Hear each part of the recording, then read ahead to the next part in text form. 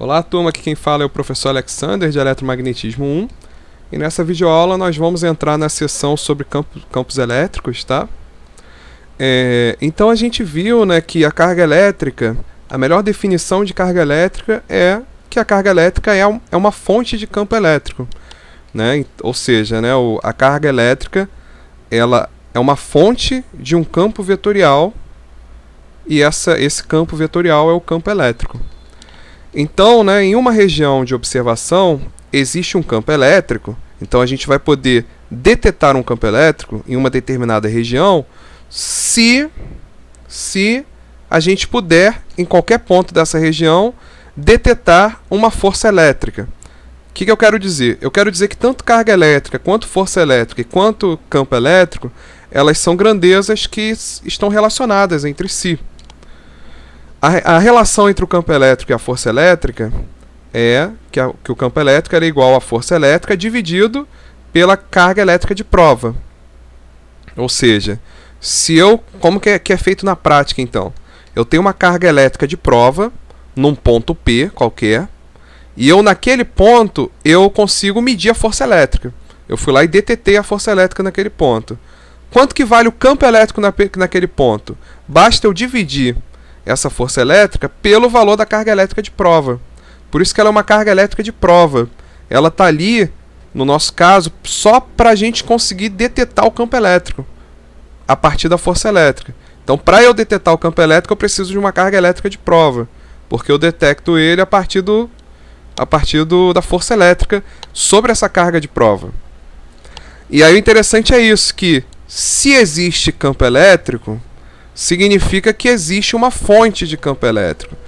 Ou seja, se existe campo elétrico, significa que existe uma carga fonte. Existe um Qzinho que está produzindo esse campo elétrico. Tá bom? Como a gente está lidando, né, a gente até falou isso na sessão anterior, como a gente está lidando com forças eletrostáticas, então o campo elétrico também vai ser um campo eletrostático. Tá bom? E aí, a força elétrica, a gente poderia obter a força elétrica a partir do campo elétrico. Então, se a gente obter o campo elétrico, obtive o campo elétrico, eu conheço a carga de prova, o que eu faço? Multiplico um pelo outro e eu vou obter a força elétrica. A gente já viu na sessão anterior como obter a força elétrica. Agora a gente vai ver como obter o campo elétrico. E a gente pode, a partir do campo elétrico, obter a força elétrica também. Seria uma outra forma de obter a força elétrica. Essa equação ela evidencia, né, justamente isso, que após a gente obter o campo elétrico, né, gerado pela carga Qzinho, né, que é a nossa carga fonte, a gente pode obter a força elétrica simplesmente multiplicando o campo elétrico pela carga de prova, que é a carga no ponto de interesse que eu quero medir a força elétrica. Bem, como que a gente obtém a equação, né, a fórmula, a expressão do campo elétrico? Ora, a gente viu que o campo elétrico é a força elétrica dividido por Qzão. Então basta a gente pegar aquela equação da força elétrica, tá vendo? Pegamos a equação da força elétrica e dividimos por Qzão. Aí corta o Qzão com Qzão, olha como que fica essa expressão, ó. É igualzinha a expressão da força elétrica, só que não tem a carga de prova aqui multiplicando. Por quê? A força elétrica, ela é uma grandeza, né, que ela é um campo vetorial que depende apenas da carga da fonte. Ela não depende da carga de prova, no ponto onde você quer medir o campo elétrico. O campo vetorial, né, ele é um campo vetorial produzido por essa fonte de carga elétrica, por essa fonte de campo vetorial, que é a carga elétrica da fonte. Bem, esse vetor campo elétrico, em termos de unidade, a gente pode tanto usar o Newton por Coulomb, né? Ou seja, o Newton da força elétrica por Coulomb, né, da carga elétrica, só que Newton por Coulomb ele também fica volt por metro, tá? Então qualquer uma das duas formas está correta, tá? Em termos de unidade, que essas duas unidades elas têm o mesmo significado. Em termos, né, a gente consegue a partir daqui chegar aqui. É mais comum a gente usar o volt por metro, tá? Então a gente vai sempre usar o volt por metro nos exercícios. E aí, como a gente observou, né, basta existir uma única fonte de carga elétrica, Qzinho, né, que é a carga fonte, ou carga geradora, que isso vai ser suficiente para o campo elétrico existir. Agora, né, como a gente discutiu, né, a gente só consegue medir, né, a presença do campo elétrico a partir da força elétrica exercida numa carga elétrica de prova, né? Bem, aqui a gente tem várias representações, né? Aqui a primeira representação é considerando uma carga elétrica Q positiva. Aqui tem algumas setinhas, né, indicando o campo elétrico, né? Aí se eu quiser o campo elétrico aqui no ponto P, qual é a direção e sentido do campo elétrico? Se essa carga é positiva, ó, ele vai estar apontando para fora, como se estivesse repelindo, né, esse ponto P, como se estivesse afastando o ponto P. Bem, o R é o vetor distância, né? A gente já viu, né, que essa distância entre a posição do ponto de interesse com menos a posição, né, onde está a carga fonte, certo? Aqui a gente tem outro exemplo, né, de representação, agora com uma carga negativa. Repara que aqui está na representação de linhas de campo, e essas linhas de campo, quando a carga é positiva, o campo elétrico ele aponta para fora. Ele aponta para fora da carga elétrica. Agora, quando essa carga elétrica é negativa, o campo elétrico aponta, o sentido dele, ó, é na direção para dentro da carga, tá vendo? Então essa daqui é uma primeira consideração, né? Que, né, as características vetoriais do campo elétrico, elas são parecidas com a da força elétrica. Só que na força elétrica, o sentido da força depende das duas, né, do sinal das duas cargas. Aqui a gente só tem uma carga elétrica, né? Então o campo elétrico só vai depender do sentido da carga elétrica da fonte. Ou, do sinal da carga elétrica da fonte. De maneira que, se a carga elétrica é positiva, o nosso campo elétrico vai estar apontando para fora da carga. Se a carga elétrica é negativa, o nosso campo elétrico vai estar apontando para dentro da carga. Ou seja, né, o sentido do vetor campo elétrico ele depende do sinal da carga fonte, né? Então aqui, ó, se ela for positiva, o campo elétrico aponta para fora. Se ela for negativa, o campo elétrico aponta para dentro na direção da carga. Então, da mesma forma, ele tem a mesma direção da força, né? Ou seja, da mesma forma que a força elétrica, ele é tangente a essa linha, né, paralela, essa linha de campo, né? Que liga, né, essa linha de campo ligando a carga elétrica com ponto de interesse. E da mesma forma ela também é tangente, né, paralela às linhas de campo, né? Que nem aqui nesse exemplo, ó, ela é paralela às linhas de campo. Qualquer que seja a linha de campo, o vetor campo elétrico ele é paralelo a ela. Aqui também, ó, a gente pode ter um campo elétrico aqui, um campo elétrico aqui. Agora, em relação ao ponto de interesse, ela segue as mesmas características, em termos de direção, né? As mesmas características da força elétrica. Bem, então como exemplo, né, esse problema 7, vamos considerar uma carga elétrica Qzinho, colocada no espaço livre, nesse ponto, 1, 3, menos 1, considerando as coordenadas retangulares. Bem, vamos determinar o campo elétrico A, né, o campo elétrico, né, letra A, determinar o campo elétrico nesse ponto, em 3, 1 e menos 2. E depois, na letra B, vamos determinar a força elétrica, supondo que a gente tenha colocado uma carga de 8 vezes 10 a menos 5 coulomb nesse ponto aqui. Em todas essas distâncias estão, né, essas posições todas estão em metros, tá? Bem, e aí então, né, para obter o campo elétrico, né, que seria a nossa letra A, a sequência, né, de cálculos é igual à da força elétrica. A gente tem o ponto onde a gente quer medir o campo elétrico, a gente tem o ponto onde está a fonte, a gente vai achar esse vetor distância, que é um menos o outro, vamos achar o módulo do vetor distância e vamos substituir na fórmula do campo elétrico. A única diferença é que no campo elétrico não tem o Qzão, né? Tem só o Qzinho, tem só a carga elétrica da fonte.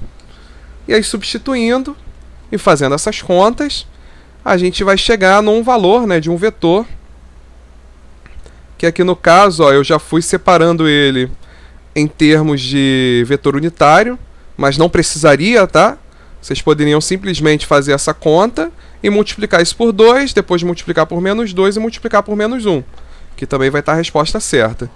Aqui eu só coloquei em termos do vetor unitário, porque foi fácil de fazer isso, né? Se eu pegar e dividir aqui por 3, que é pelo módulo, aí dividi por 3 e multipliquei por 3, aí eu consegui extrair a informação do módulo, do campo elétrico, e aqui a informação do vetor unitário, que me dá a direção e sentido desse campo elétrico. Mas não precisaria, tá? A gente poderia simplesmente fazer esse 6,66 vezes 10 a 3 vezes 2, depois vezes menos 2, depois vezes menos 1, e ia dar um vetor também campo elétrico, que é igual a esse. Só que escrito de outra forma, né? Bem, então aqui a gente tem o valor do campo elétrico, né? O nosso vetor campo elétrico. Né? Aqui nessa forma a gente conseguiu evidenciar o módulo e a direção e sentido, a unidade, volt por metro. E aí, para obter o vetor força elétrica, basta a gente pegar o vetor campo elétrico e multiplicar pela carga que a gente está colocando nesse ponto, de 8 vezes 10 a menos 5. E aí, multiplicando, a gente chega nesse valor aqui, que dá aproximadamente 1,6 com esse vetor unitário, Newton, que é a unidade da força. Nessa forma que a gente escreveu, a gente consegue ver o módulo da força e a direção e sentido da força. Observe que, como a carga é positiva, o campo elétrico está apontando, né, nessa direção positiva, digamos assim, né? E aqui, como a gente colocou uma carga elétrica positiva aqui também, a força elétrica ela acaba tendo a mesma direção e sentido do campo elétrico. Se essa carga fosse negativa, aí esses sinais todos iriam se inverter, né, da força elétrica. Aqui tem um exemplo, né, se a gente colocasse duas cargas elétricas, né, a gente pegou aqui e desenhou essas linhas de campo. Isso daqui fica legal para evidenciar como que as linhas de campo elas de fato se repelem quando as cargas elas têm a mesma polaridade. Tá vendo como que as linhas de campo elas se afastam? Devido justamente esse campo elétrico ter a mesma polaridade, né? A carga elétrica tem a mesma polaridade. Então, né, quais são as regras que a gente tem? Aqui tem algumas regras que podem ser importantes, né? Só para a gente fazer um paralelo com aquele estudo lá da unidade 2, das linhas de campo. Então, o vetor campo elétrico em qualquer ponto, ele sempre vai ser tangente à linha de campo, que passa por esse ponto, né? E tem também o mesmo sentido que a linha de campo. Então, tá vendo? Se eu pegar aqui eu quero saber qual é o valor do campo elétrico aqui. Eu tenho que fazer um vetor que passa tangente a essa nossa linha de campo nesse ponto. Aí aqui, eu vou ter que pegar um vetor que passa tangente a esse ponto, a essa linha de campo nesse ponto. Então, o campo elétrico ele é sempre tangente a essas linhas de campo, porque ele é um campo vetorial. Bem, e aí, quanto menos espaçadas, né, ou seja, quanto maior for a densidade de linhas de campo, maior será o módulo desse campo elétrico nesse ponto. Então aqui, ó, repara que próximo da carga, o campo elétrico ele é maior. E a gente consegue representar isso com as linhas de campo observando a densidade, né? As distâncias entre as linhas são menores. Agora aqui, à medida que a gente se afasta, a intensidade de campo elétrico diminui. E a gente observa isso com as linhas de campo se afastando umas das outras. Né? Aí o legal da figura é que a gente consegue observar, né, o vetor campo elétrico em um ponto do espaço, né? E aí, né, é legal a gente ver que ele transmite essa ideia de que as cargas, né, os campos, né, ou as cargas elétricas, elas estão se repelindo, né? A gente consegue observar isso. Repara que a linha está apontando para cá, ou seja, no sentido de empurrar a carga elétrica para baixo e empurrar essa carga elétrica para cima. Aqui existem duas propriedades fundamentais da carga elétrica que a gente não chegou a discutir lá na força elétrica, mas aí eu vou discutir aqui no campo elétrico, que é o seguinte, né? Que primeiro que a carga elétrica ela não pode ser nem criada e nem destruída, né? Ou seja, a gente não pode perder e nem criar carga elétrica. Isso é chamado de princípio da conservação da carga elétrica. Seria equivalente ao da conservação da massa. A gente, né, quando tem lá em química, né, estequiometria, aquelas questões lá de que você vai transformar uma determinada molécula, né, ou substância em uma outra substância, né? Aqui vale também, né, fazendo analogia, você não perde massa, você só transforma essa massa numa outra forma. Carga elétrica é a mesma coisa. Você pode, no máximo, transmitir essa carga elétrica de um corpo para o outro. Mas a carga elétrica ela nunca vai ser perdida. Ela tem que ser conservada. Agora, a outra observação, e essa que é a mais importante para essa sessão, é que o vetor campo elétrico resultante em um ponto, né, devido a um conjunto de cargas elétricas, é igual à soma dos vetores campo elétrico devido a cada carga elétrica no referido ponto. Tá, o que quer dizer isso aqui que foi um pouco confuso? É igual a como a gente fez lá com a força elétrica. A gente pode aqui calcular o campo elétrico devido a uma carga Q1, calcular o campo elétrico no ponto P devido a uma carga Q2, calcular o campo elétrico no ponto P devido a uma carga Q3, e aí a gente tem o campo elétrico gerado por cada uma dessas cargas. Se a gente quiser o campo elétrico resultante, basta a gente somar o campo elétrico de cada uma dessas cargas. Então é isso que quer dizer essa observação 2. Que o campo elétrico total, devido a um conjunto de cargas, é igual à soma dos campos elétricos de cada uma das cargas. E isso é o que a gente chama de princípio da superposição linear. Tá? Então isso matematicamente está escrito aqui. A gente pode calcular o campo elétrico devido à carga da carga QI, né? Carga pontual I, né? Izinho, dessas N cargas pontuais, e depois soma cada uma delas. E aí escrito isso daqui combinado, dá isso aqui, né? A gente tem esse pedacinho da fórmula aqui, é igualzinho ao pedacinho lá da fórmula da força elétrica. A diferença é que na força elétrica aqui tem um Qzão, né? Que no campo elétrico não tem, ele não depende da carga de prova. Ele depende apenas das cargas das fontes agora, né? Que aqui a gente tem várias fontes de campo elétrico. E aí aqui considere, por exemplo, que a gente tenha duas cargas elétricas. Uma de 2 vezes 10 a menos 5 coulomb e uma de menos 4 vezes 10 a menos 5 coulomb, colocadas nesses pontos, né, no espaço livre, para a gente poder usar aquela fórmula do 8,85 vezes 10 a menos 2, né, do ε0. Considerando o sistema de coordenadas retangulares. E aí determine, letra A, o campo elétrico nesse ponto. E aí na letra B a gente também vai determinar a força elétrica exercida sobre essa carga de prova. Todas as distâncias estão em metros. Bem, e aí o passo a passo é igual como a gente fez lá na outra aula, né, na aula anterior. Vamos calcular o vetor distância em relação ao ponto de interesse, 3, 1, 2, né?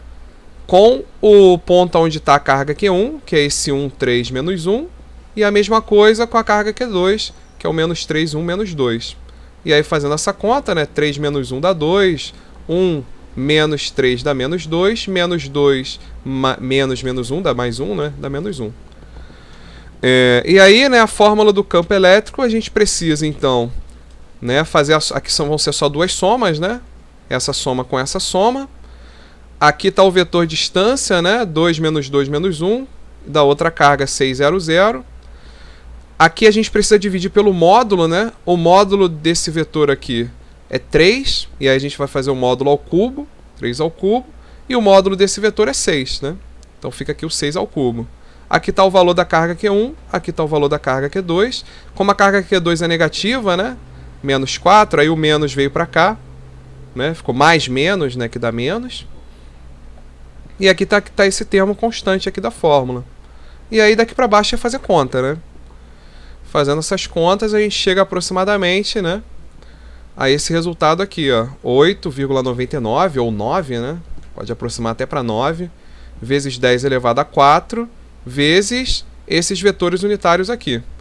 Bem, tá escrito nessa forma aqui. Eu não tenho certeza se isso aqui é vetor unitário, não consigo, só se eu pegasse aqui a calculadora e fosse fazer essa conta. Mas aqui é uma forma de escrever isso, né? Uma outra forma de escrever. Né? Não me parece que isso aqui seja um vetor unitário, não parece ser. Mas isso aqui é uma forma algébrica, né, desse nosso campo elétrico. A gente poderia multiplicar tudo por 9 vezes 10 a 4, né, cada um desses termos, escrever isso naquela fórmula de alguma coisa multiplicada pelo x, né, menos alguma coisa multiplicada por y, menos alguma coisa multiplicada por z, né, onde o x, y e z são aqueles vetores unitários. Então isso aqui a gente pode escrever de várias formas, né? A unidade 1 ela mostra que a gente consegue escrever esses vetores de diferentes maneiras. Tá? Aqui foi uma delas que eu adotei para essa questão. Só que o mais comum mesmo é a gente fazer essa distributiva aqui. Acho que seria o mais comum. Bem, e aí para calcular a força elétrica, que é a letra B, basta a gente pegar a carga de prova, 8 vezes 10 a menos 5, e multiplicar isso pela... 8 vezes 10 a menos 5 e multiplicar pelo campo elétrico que a gente encontrou aqui. E aí a gente vai chegar nesse vetor, né? que representa nossa força elétrica. Tá bom?